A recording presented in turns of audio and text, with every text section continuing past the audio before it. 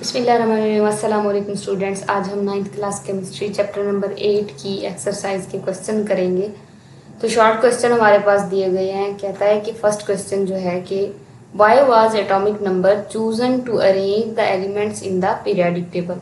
कि periodic table में elements को अरेंज करते वक्त एटॉमिक नंबर को ही क्यों चूज किया गया था, यानी कि एटॉमिक मास या फिर दूसरी कोई ऐसी प्रॉपर्टी को मद्देनजर रखते हुए एलिमेंट्स को अरेंज क्यों नहीं किया गया, सिर्फ एटॉमिक नंबर की बेस पर ही क्यों उनकी अरेंजमेंट की गई। तो ऐसा नहीं है कि डायरेक्टली जो है ना पीरियोडिक टेबल अरेंज करते वक्त एटॉमिक नंबर को ही यूज किया गया था। तो फर्स्ट पहले जो अरेंजमेंट की गई थी डिफरेंट बेसिस पे की गई थी, फिर बाद में एटॉमिक मास की बेस पर जो है ना इसकी अरेंजमेंट हुई थी एलिमेंट्स की पीरियोडिक टेबल में। फिर जो था कि उनमें इरेगुलरिटीज आ रही थी, कुछ ऐसी लिमिटेशन शो हो रही थी जो कि एटॉमिक मास पर अरेंज करने के बाद। तो जब इसको एटॉमिक नंबर की बेस पर अरेंज किया गया तो वो सारी की सारी जो लिमिटेशंस थी ना वो काफ़ी हद तक क्या हो गई, कम हो गई। तो और दूसरी बात ये भी थी कि जो एटॉमिक नंबर है वो हर एक एलिमेंट की यूनिक प्रॉपर्टी है, जबकि जो एटॉमिक मास है वो हमारे पास एटम की यूनिक प्रॉपर्टी नहीं है। हमारे पास जो ऐसे आइसोटोप्स भी हो सकते हैं जिनका एटॉमिक मास जो है ना सेम हो। जैसा कि हम अगर बात करें कार्बन का जो एक आइसोटोप है और नाइट्रोजन का आइसोटोप होता है, तो उनका एटॉमिक मास एक जैसा भी होता है। तो इसी वजह से जो है ना इसको एटॉमिक नंबर की बेस पर अरेंज किया गया। तो इसका आंसर क्या लिखोगे आप कि because the atomic number represents the number of protons, के ये नंबर ऑफ प्रोटॉन्स को रिप्रेजेंट करता है, which is fundamental property of an element, जो कि हर एलिमेंट की एक फंडामेंटल प्रॉपर्टी है। It removes the irregularities that occurred when elements were arranged bye atomic mass. ये उन इरेगुलरिटीज को खत्म कर रहा था जो उस वक्त आई जब एलिमेंट्स को एटॉमिक मास की बेस पर अरेंज किया जा रहा था। Moreover atomic number is the unique property of each element. ये हर एलिमेंट की क्या है, यूनिक प्रॉपर्टी है, यानी कि एटॉमिक नंबर किसी दो एटम्स का सेम नहीं हो सकता। नेक्स्ट क्वेश्चन है वो देखते हैं। कहता है कि what is the significance of word periodic. Periodic word जो है उसकी क्या अहमियत है। तो पीरियोडिक का मतलब जो होता है हमारे पास, उसका मतलब होता है रेपिटिशन, यानी कि एक जो कोई भी ऐसी प्रॉपर्टी जिसके अंदर जो है ना बार बार यानी कि रिपीट हो रही हो तो उसको हम पीरियोडिक प्रॉपर्टीज कहते हैं। तो पीरियोडिक टेबल में जो है ना बहुत सारी ऐसी प्रॉपर्टीज थी जो कि एक इंटरवल के बाद खुद को रिपीट कर रही थी, जैसा कि उनका एटॉमिक वो वैलेंस इलेक्ट्रॉन्स हो गए, उनकी जो रिएक्टिविटी थी, उनकी जो कंडक्टेंस थी, इसके अलावा उनकी आयोनाइजेशन एनर्जी का, इलेक्ट्रोनेगेटिविटी का ट्रेंड, ये सारी जो थी ना एक इंटरवल के बाद तो ना रिपीट हो रही थी और इन्हीं की बेस पर जो है ना ग्रुप्स में रखा गया था एलिमेंट्स को। तो इस बात का यहाँ पे मतलब क्या होगा कि it signifies the repetition of properties of the elements at regular intervals when arranged by the atomic number. कि जब एटॉमिक नंबर की बेस पर इनको अरेंज किया जा रहा था तो ऐसी प्रॉपर्टीज थी एलिमेंट्स की जो एक खास इंटरवल के बाद क्या कर रही थी, रिपीट हो रही थी। तो इसका आंसर यही बनेगा। नेक्स्ट क्वेश्चन हम देखते हैं क्या कहता है कि why does the size of the period increase as we move down the periodic table.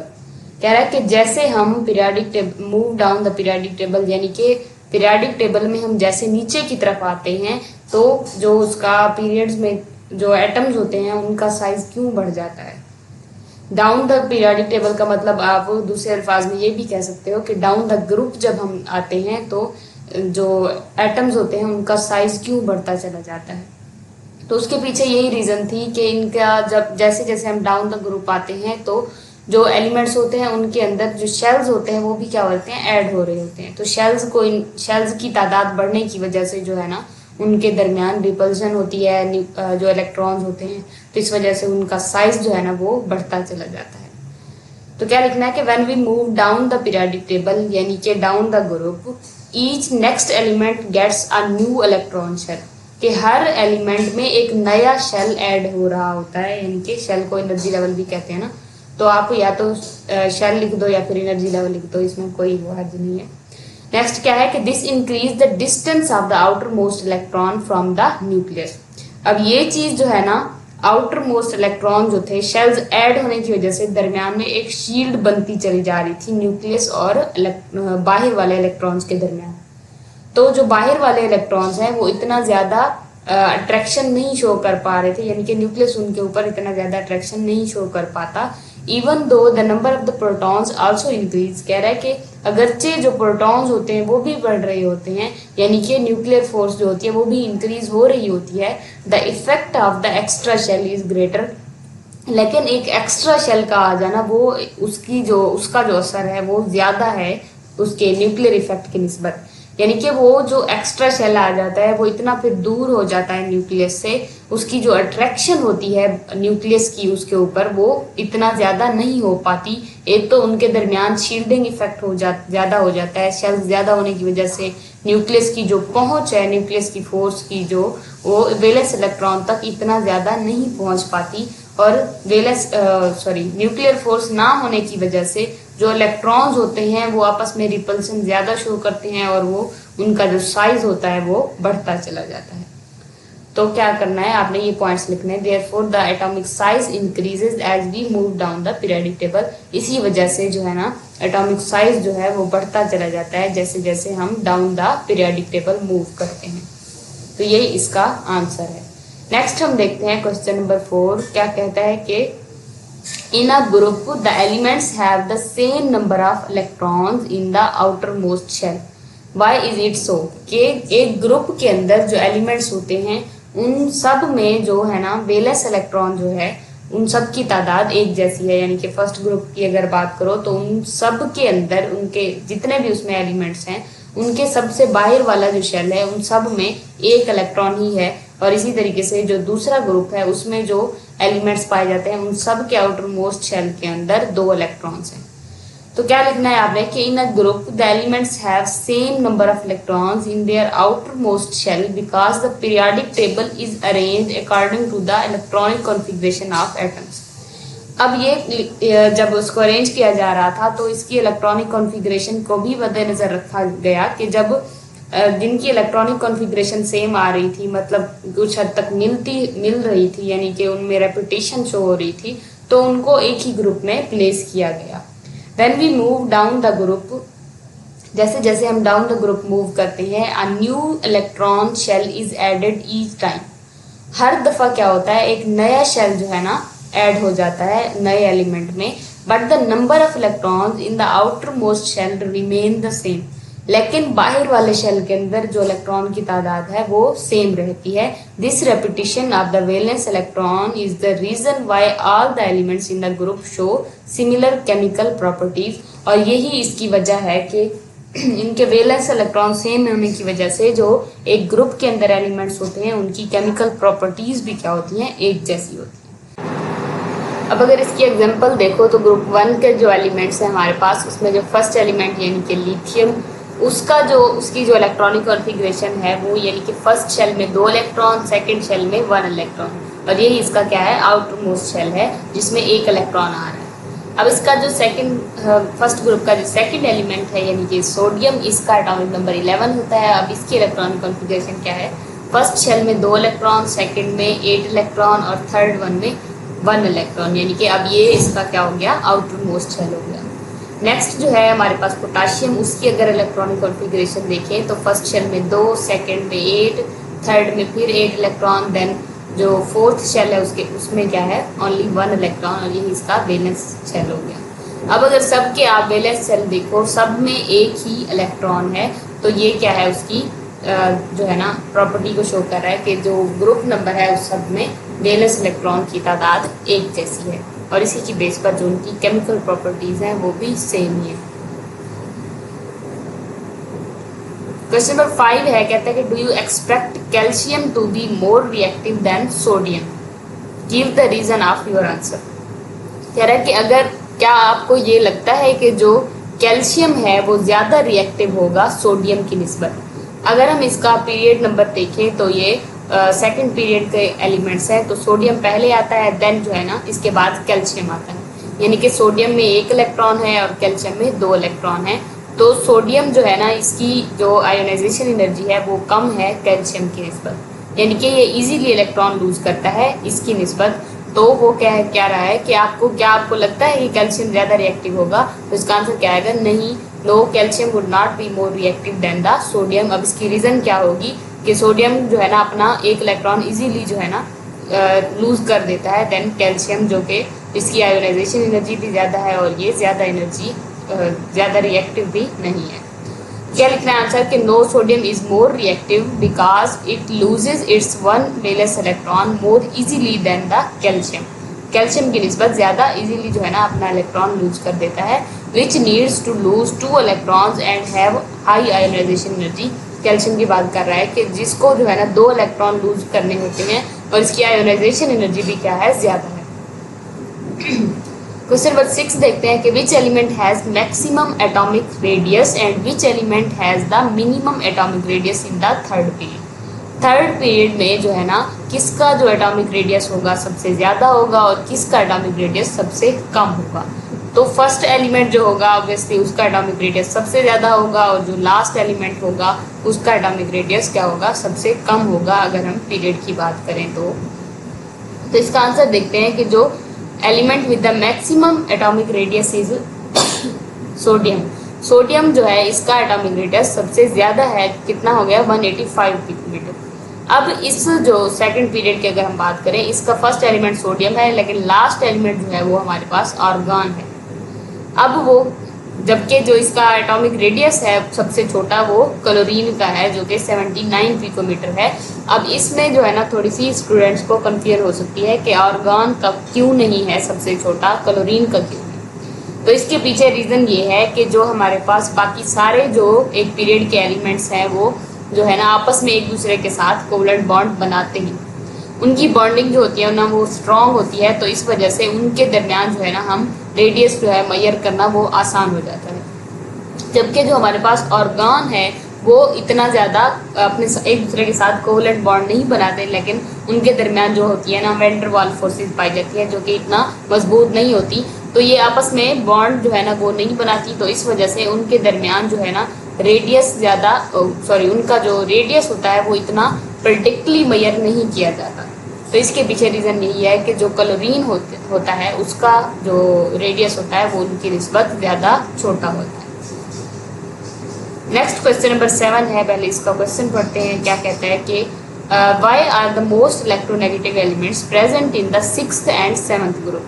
कह रहा है कि ज़्यादा इलेक्ट्रोनेगेटिव एलिमेंट्स जो हैं वो 6th और 7th ग्रुप में क्यों पाए जाते हैं। आल्दो जो 7th ग्रुप के एलिमेंट्स हैं वो सबसे ज़्यादा रिएक्टिव है और 7th ग्रुप का जो फर्स्ट एलिमेंट है वो पूरे पीरियोडिक टेबल में सबसे ज़्यादा रिएक्टिव है।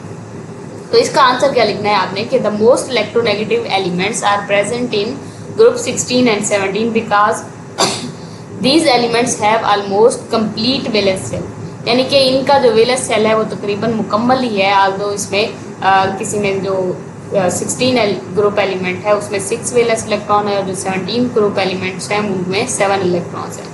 To achieve a stable octet जो है ना अपना जो वैलेंस इलेक्ट्रॉनिक कॉन्फ़िगरेशन है वो ऑक्टेट रूल को कंप्लीट करने के लिए they have very strong tendency to attract electrons.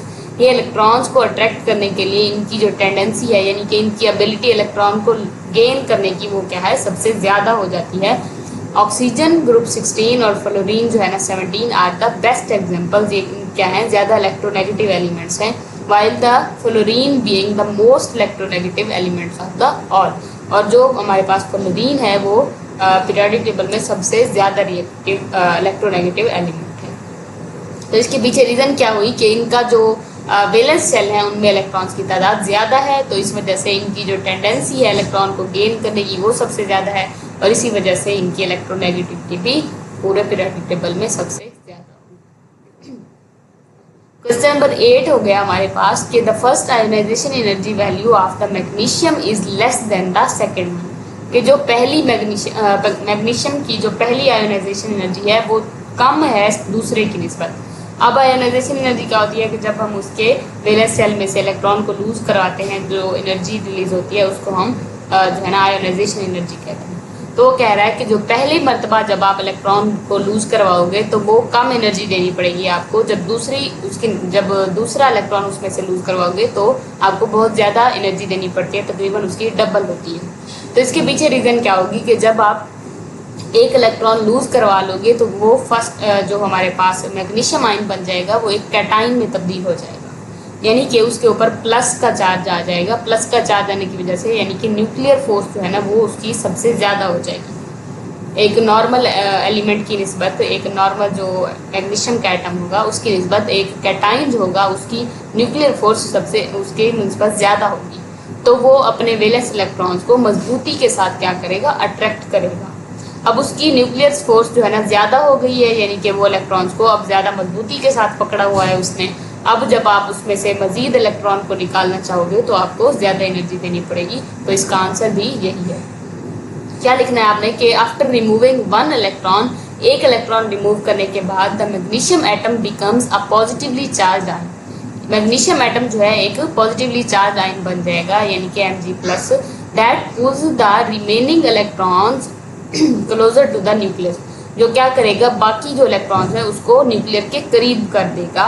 So much more energy is required to remove the second electron. इसलिए सेकेंड इलेक्ट्रॉन को रिमूव कराने के लिए हमें ज़्यादा एनर्जी देनी पड़ेगी। तो आपने इसका ज़्यादा इसको बेहतर बनाया है तो आप इसका रिएक्शन भी लिख दो कि Mg गोज टू Mg+1+E, यानी कि एक इलेक्ट्रॉन आपने गेन करवाया, लूज करवाया सॉरी, तो आपने उसकी डेल्टा एच लिख देनी है जो होती है तकरीबन 734 होती है।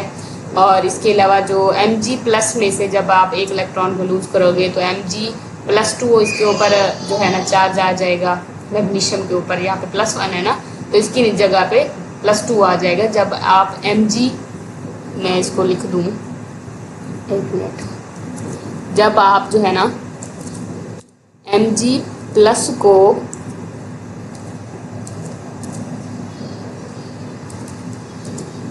इसमें से जब आप इलेक्ट्रॉन को लूज करवाओगे तो हमारे पास जो बनेगा वो क्या बनेगा, Mg+2,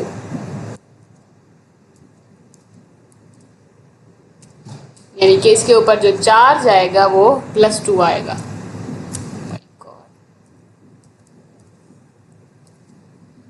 और साथ में जो है ना एक इलेक्ट्रॉन भी जाएगा।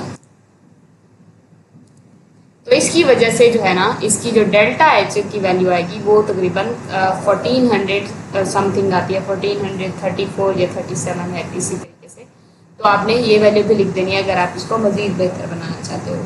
तो इसकी रीज़न क्या हुई कि जब एक कैटाइन बन जाता है उसमें से जब आप एक इलेक्ट्रॉन लूज करवाते हो तो आपको ज़्यादा एनर्जी देनी पड़ती है, क्योंकि कैटाइन जो है अपने जो इलेक्ट्रॉन्स होते हैं रिमेनिंग इलेक्ट्रॉन उसको ज़्यादा मजबूती के साथ क्या करता है, अट्रैक्ट करता है।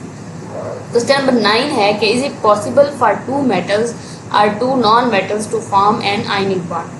क्या ऐसा पॉसिबल है कि दो मेटल्स के दरमियान या फिर दो नॉन मेटल्स के दरमियान जो है ना एक आयनिक बॉन्ड बनाया जा सके।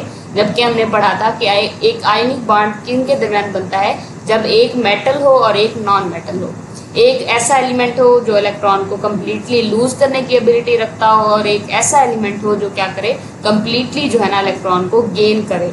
यानी कि आयनिक बॉन्ड है वो तब बनता है जब मुकम्मल ट्रांसफ़र होता है इलेक्ट्रॉन का एक एटम से दूसरे एटम में। तो ऐसा कभी भी पॉसिबल नहीं होगा कि दो मेटल्स के दरमियान या फिर दो नॉन मेटल्स के दरमियान जो है ना आयनिक बॉन्ड बन सके। तो इसका आंसर क्या लिखना है आपने कि नो इट्स नॉट पॉसिबल, जबकि जो इसके लिए एक मेटल और एक नॉन मेटल होना ज़रूरी है। Ionic bond forms between a metal यानी कि electron donor and non metal जो कि इलेक्ट्रॉन एक्सेप्टर हो गया।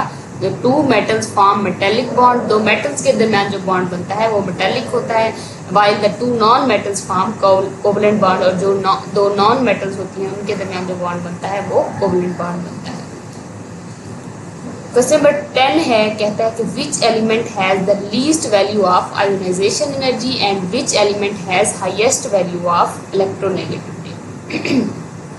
पीरियोडिक टेबल में से कौन सा ऐसा एलिमेंट है जिसकी जो आयोनाइजेशन एनर्जी होगी वो सबसे कम होगी, और कौन सा ऐसा एलिमेंट है जिसकी जो इलेक्ट्रोनेगेटिविटी है वो सबसे ज़्यादा होगी। तो सबसे कम आयोनाइजेशन एनर्जी जो होती है वो हमारे पास सीजियम या फिर फ्रांसियम की होती है। असल में होती फ्रांसियम की है, क्योंकि अब ये हमारे पास एक रेडियो एक्टिव एलिमेंट है और इसके अलावा जो है ना ये रेयर है, यानी कि बहुत कम पाया जाता है। तो इसी वजह से जो है ना अक्सर औकात यही लिखा जाता है कि जो सीजियम है उसकी आयोनाइजेशन एनर्जी सबसे कम है। तो अगर आपके पास कभी एमसीक्यू आ जाए कि अक्सर ऐसे ना एमडी कैड में पूछे जाते हैं कि सीजियम भी हो फ्रांसियम भी हो, तो आपने फ्रांसियम को पिक करना है, क्योंकि फ्रांसियम जो है ना ये सब फर्स्ट पीरियड का सबसे लास्ट एलिमेंट, 7th पीरियड का ग्रुप है, फर्स्ट ग्रुप का 7th पीरियड का ग्रुप है। अब हाईएस्ट इलेक्ट्रोनेगेटिविटी जो है ना वो फ्लोरीन की होती है। जाहिर सी बात है, जो हमारे पास इलेक्ट्रोनेगेटिविटी है वो अलोंग द पीरियड जो है ना वो इंक्रीज करती है, और फ्लोरीन जो है ना सेकंड पीरियड का जो है ना हमारे पास 17th ग्रुप का फर्स्ट एलिमेंट है। तो इसी वजह से ये इसकी इलेक्ट्रोनेगेटिविटी सबसे हाई है, और क्योंकि इसकी टेंडेंसी जो है ना बहुत स्ट्रॉन्ग है, ये इलेक्ट्रॉन को बहुत ईजीली जो है ना एक्सेप्ट करता है, और इसकी वैल्यू कितनी है 4 है इलेक्ट्रोनेगेटिविटी। नेक्स्ट है हमारे पास कंस्ट्रक्टेड रिस्पॉन्सेज, इनको भी देखते हैं। कहता है कि फर्स्ट क्वेश्चन है कि suppose a new element is discovered, कि सपोज करो कि एक नया एलिमेंट जो है ना डिस्कवर हुआ है, where would you like to accommodate this element in the periodic table, आप पीरियडिक टेबल में इस एलिमेंट को कहाँ रखोगे। तो इसके लिए आपको जो है ना पीरियडिक टेबल में आपको जब प्लेस करोगे तो सबसे पहले जो है ना इसकी इलेक्ट्रॉनिक कॉन्फ़िगरेशन आपको आनी चाहिए। जब आप उसके इलेक्ट्रॉनिक कॉन्फ़िगरेशन करोगे तो आप उसको एक ग्रुप में प्लेस करने के काबिल हो जाओगे। इसके अलावा एटॉमिक नंबर अगर आपको उसका मालूम है तो उसको जो अगर मिसाल के तौर पर 119 एलिमेंट है तो 118 एलिमेंट के बाद उसको प्लेस करोगे। इसके अलावा जो है उसके जो नंबर ऑफ शेल्स होंगे वो आपको पीरियड के बारे में मालूमात देंगी, क्योंकि जो जितने नंबर ऑफ शेल्स होते हैं वही उसका पीरियड होता है ग्रुप का। तो इसका आंसर आपने किस तरीके से लिखना है कि a new element is placed in the periodic table according to its atomic number. जो है ना एटॉमिक नंबर की बेस पर जो है ना बाकी भी वैसे सारे एलिमेंट्स जो एटॉमिक नंबर की बेस पर प्लेस किए गए हैं, तो इसको भी आप एटॉमिक नंबर की बेस पे प्लेस करोगे। From its atomic number we find the electronic configuration. Atomic number से आप क्या करोगे, इलेक्ट्रॉनिक कॉन्फ़िगरेशन करोगे। The number of the shells tells the period, जो नंबर ऑफ शेल्स होंगे वो हमें पीरियड के बारे में मालूमात देंगे। And the number of electrons in the outer most shell tells about the group, और जो आउटर मोस्ट शेल में नंबर ऑफ इलेक्ट्रॉन्स होंगे वो हमें ग्रुप के बारे में इंफॉर्मेशन देंगे। वो कैसे हो गया कि मिसाल के तौर पर कह रहा है कि if the new element has atomic number 119, एक नया एलिमेंट जो है दरियाफ्त हुआ है जो उसकी जो उसका एटॉमिक नंबर है वो 119 है, तो इसकी इलेक्ट्रॉनिक कॉन्फ़िगरेशन जब आप करोगे तो वो इस तरीके से होगी। अगर आप लास्ट जो वैलेंस शेल है उसके नंबर देखो तो उसमें 1 आ रहा है, यानी कि ये फर्स्ट ग्रुप का एलिमेंट होगा। और इसके अलावा जब आप इसमें जो शेल्स की तादाद है उसको काउंट करो, अगर आप देखो 1 2 3 4 5 6 7 एंड 8। अब इसके अकॉर्डिंग जो है ना ये 8th पीरियड का एलिमेंट बन रहा है, क्योंकि 8 जो है ना इसके नंबर ऑफ शेल्स हैं जो कि हमें बताएंगे कि इसका पीरियड नंबर कौन सा है। तो वो हमारे पास क्या आएगा, पीरियड नंबर 8 आएगा। यानी कि अगर कोई 119 एटॉमिक नंबर वाला एलिमेंट दरियाफ्त हुआ तो उसकी वैलेंस इलेक्ट्रॉनिक कॉन्फ़िगरेशन के बाद आप ये अंदाज़ा लगा सकते हो कि ये ग्रुप 1 का एलिमेंट है और इसका पीरियड नंबर 8 हो जाएगा। सेकंड हमारे पास क्वेश्चन है, कहता है कि what is the first element of periodic table, will it lose an electron और गेन इट, कि फर्स्ट जो एलिमेंट है पीरियोडिक टेबल का वो कौन सा है। तो वो हम जानते हैं कि वो हाइड्रोजन एटम है हमारे पास। नेक्स्ट पूछ रहा है कि क्या ये इलेक्ट्रॉन को लूज करेगा या फिर इलेक्ट्रॉन गेन करेगा। तो इसका आंसर ये है कि हाइड्रोजन जो है हमारे पास ये दोनों काम कर सकता है। ये कभी इलेक्ट्रॉन को लूज भी कर देता है और कभी इलेक्ट्रॉन को गेन भी कर लेता है। जब ये लूज करता है तो इसको हम प्रोटॉन भी कहते हैं। तो आप क्या लिखोगे, the first element is hydrogen, it can lose electron to form H+ ion. ये जब इलेक्ट्रॉन लूज करता है तो ये H+ आइन बनाता है, मोस्ट कॉमन इन एसिड, जो कि एसिड में बहुत कॉमन है। But it can also gain electron to form hydride ion, और इसी तरीके से ये इलेक्ट्रॉन गेन भी कर सकता है जब ये आइन बनाता है, तो इसको हम हाइड्राइड आइन कहते हैं विद वेरी रिएक्टिव मेटल्स। जब ये रिएक्टिव मेटल्स के साथ रिएक्ट करता है तो तब ये इलेक्ट्रॉन को क्या करता है, गेन कर लेता है। क्योंकि बहुत ज़्यादा रिएक्टिव मेटल्स होती हैं तो वो इलेक्ट्रॉन तो इजीली लूज करती हैं, तो इसको मजबूरन लेना पड़ता है, तो ये हाइड्राइड आयन में कन्वर्ट हो जाता है। क्वेश्चन नंबर 3 है, कहता है कि atomic radii of the boron and aluminium are 88 picometre and 125 picometre respectively, कि जो हमारे पास बोरॉन है और जो एल्युमिनियम है, इनके एटॉमिक जो हमारे पास रेडियाई हैं वो दिए गए हैं। जो बोरॉन का 88 पिकोमीटर है और एल्युमिनियम का कितना है 125 पिकोमीटर है। Which element is expected to lose electron and lose electron और इलेक्ट्रॉन्स इजीली, कि इनमें से जो है ना आपको क्या लग रहा है कि कौन सा ऐसा एलिमेंट है जो कि इजीली इलेक्ट्रॉन को लूज करेगा।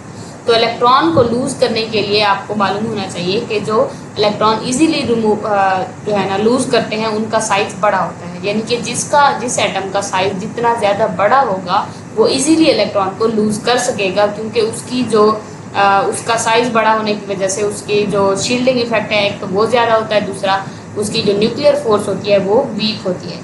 न्यूक्लियर फोर्स वीक होने की वजह से वो इलेक्ट्रॉन्स को इतना स्ट्रांगली अट्रैक्ट नहीं कर रहा होता, तो इस वजह से हम इजीली जो है ना उससे इलेक्ट्रॉन रिमूव करा सकते हैं।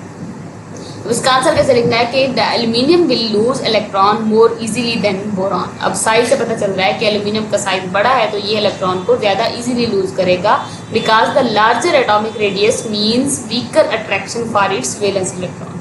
जब साइज बड़ा होता है एटॉमिक रेडियस यानी कि एटम का साइज बड़ा है तो मतलब उसकी न्यूक्लियर अट्रैक्शन कम होगी पर its valence electron that require less ionisation energy, और इसी वजह से इसकी आयोनाइजेशन एनर्जी भी कम होगी, यानी कि इजीली इलेक्ट्रॉन लूज हो जाएगा। क्वेश्चन नंबर 4 है, कहता है कि how would you find the atomic radius of an atom. किसी एटम का एटॉमिक रेडियस आप किस तरीके से मालूम करते हो। तो सबसे पहले उस सेम काइंड ऑफ जो एलिमेंट्स होंगे उनका जो है ना बॉन्ड होना ज़रूरी है। तो क्या लिखना है आपने, the atomic radius of an element can not be directly measured. Directly measure नहीं हो सकता because the boundary of an atom is not sharp. इसकी पीछे वजह क्या है कि उसकी बाउंड्रीज जो है ना वो ऑब्वियस नहीं होती, क्योंकि उनके इलेक्ट्रॉन्स हमेशा एक मोशन में होते हैं, तो हमें उनकी जो एटम होता है उसकी बाउंड्रीज का अंदाज़ा लगाना जो है ना मुश्किल हो जाता है। Instead, it is found by measuring the distance between the nuclei of the two bonded atoms of the same element। एक ही एलिमेंट के दो बॉन्डेड एटम्स जो होंगे उनके दरमियान जो होगा, उनके न्यूक्लियस के दरमियान जो डिस्टेंस होगा उसको मेजर करने के बाद जो है ना आप उसका रेडियस मालूम कर सकते हो। जब उसमें डिस्टेंस आप मेजर करोगे, उसको 2 पे डिवाइड करोगे तो आपके पास एक एटम का जो है ना रेडियस आ जाता है। मिसाल के तौर पर कह रहा है कि इन क्लोरीन मॉलिक्यूल्स जो कि Cl2 यानी कि दो क्लोरीन एटम्स हो गए जो कि आपस में एक दूसरे के साथ बॉन्डेड हैं। The distance between the nuclei of 2 chlorine atoms, 2 chlorine atom के न्यूक्लियाई के दरमियान जो डिस्टेंस है वो कितना है 198 पिकोमीटर है, और जब इसको आप 2 पे डिवाइड करोगे तो आपके पास 99 पिकोमीटर आ जाएगा, जो कि एक क्लोरीन एटम का क्या हो गया रेडियस हो गया। क्वेश्चन नंबर 5 है कि why is it not possible for oxygen atom to accept 3 electrons to form O3 negative. कह रहा है कि ऑक्सीजन एटम को जो है ना इस ऑक्सीजन एटम के लिए कि ये पॉसिबल क्यों नहीं है कि वो जो है ना 3 इलेक्ट्रॉन को एक्सेप्ट करे और जो है ना ये O-3 जो है ना आयन बना दे, while like nitrogen which can accept the electrons to form nitride ion. इसकी तरह नाइट्रोजन एटम की तरह जो कि एक नाइट्राइड आयन बनाता है जब ये 3 इलेक्ट्रॉन को गेन करता है। तो इसका आंसर बहुत आसान है कि जो हमारे पास ऑक्सीजन का एटॉमिक नंबर है वो हमारे पास है 8, यानी कि इसके वैलेंस शेल के अंदर 6 इलेक्ट्रॉन्स हैं, तो इसको ऑक्टेट रूल कंप्लीट करने के लिए सिर्फ और सिर्फ 2 इलेक्ट्रॉन्स चाहिए, तो ये कभी भी 3 इलेक्ट्रॉन को गेन नहीं करेगा। जबकि हमारे पास जो नाइट्रोजन है इसके वैलेंस शेल के अंदर 5 इलेक्ट्रॉन है, तो इसको ऑक्टेट रूल कंप्लीट करने के लिए 3 इलेक्ट्रॉन की ज़रूरत है, तो इस वजह से ये जो है ना 3 इलेक्ट्रॉन को गेन करता है और ये जो है ना नाइट्राइड आयन में कन्वर्ट हो जाता है। तो इसका आंसर आपने क्या लिखना है कि oxygen can not form O3 negative because it needs only 2 electrons to complete its octet. इसको अपना ऑक्टेट रूल कंप्लीट करने के लिए सिर्फ और सिर्फ 2 इलेक्ट्रॉन्स चाहिए। Accepting a third would exceed the octet. अगर इसने तीसरा इलेक्ट्रॉन भी ले भी लिया तो क्या करेगा, इसका ये ज़्यादा हो जाएगा, यानी कि ये बाहर वाला एक और शेल इसमें क्रिएट हो जाएगा जिसमें ये 1 इलेक्ट्रॉन आ जाएगा, जो कि फिर मज़ीद आसानी के साथ जो है ना लूज हो जाएगा, जो कि वहाँ पे टिकेगा भी नहीं। And create very strong electron repulsion. और इसके अलावा जो है ना इलेक्ट्रॉन के दरमियान जो है ना रिपल्सिव फोर्स भी जनरेट हो जाएगी। एंड एन अनस्टेबल, और ये एक अनस्टेबल जो है ना आयन बन जाएगा, हाईली चार्ज आयन। अनस्टेबल और हाईली चार्ज आयन बन जाएगा, जो कि आसानी के साथ जो है ना इलेक्ट्रॉन को लूज करेगा, फिर जो है ना किसी ऑक्साइड आयन में कन्वर्ट हो जाएगा। नाइट्रोजन 5 वैलेंस इलेक्ट्रॉन, जिसके पास 5 वैलेंस इलेक्ट्रॉन है, कैन गेन 3 इलेक्ट्रॉन, ये आसानी के साथ जो है ना 3 इलेक्ट्रॉन को गेन कर सकता है टू कंप्लीट इट्स ऑक्टेट, अपना ऑक्टेट जो है ना उसको कंप्लीट करने के लिए ये N3 नेगेटिव आयन बनाता है। तो ये था आज का हमारा टॉपिक, जिसमें हमने इसके शॉर्ट क्वेश्चन को और जो कंस्ट्रक्टेड रिस्पॉन्सेज हैं उनको डिटेल के साथ देखा। होप सो आपको सब कुछ क्लियर हो गया। अगर आपको फिर भी कोई कंफ्यूजन हो रही है तो आप कमेंट सेक्शन में पूछ सकते हैं। मिलते हैं अगले लेक्चर में, जिसमें हम एक नया चैप्टर स्टार्ट करेंगे। तब तक के लिए अल्लाह हाफिज़।